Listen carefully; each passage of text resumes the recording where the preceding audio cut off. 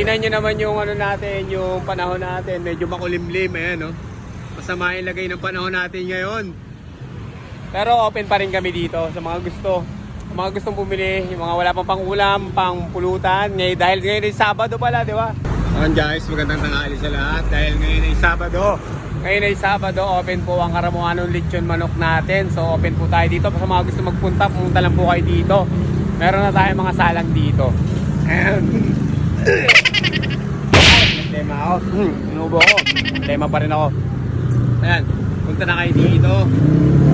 So, ngayon ay may bagyo.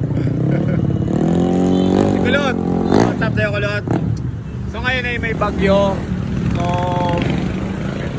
tingnan nyo naman yung ano natin, yung panahon natin. Medyo makulimlim. Ayan, no? Masama yung lagay ng panahon natin ngayon. Pero open pa rin kami dito sa mga gusto. Sa mga gustong bumili, yung mga wala pang pangulam, pang pulutan. Ngayon, dahil ngayon ay Sabado pala, di ba? Sabado, punta na kayo dito, guys. Ayan. Pero syempre, dapat safe lang tayo lahat dahil may bagyo ngayon. So, mga hindi naman kailangan lumabas dyan. Dyan lang kayo sa loob ng bahay nyo. Lalo yung mga bata. Dyan lang kayo sa mga bahay nyo. Para safe lang tayo lahat. Alright. Pero dito, kami, sa mga gustong ng ulam, ng lechon, manok, ng liempo, dito, meron pa rin tayo dito. Open pa rin tayo. Ayan. Dito lang yan. Karamuanong baby. Lang yan.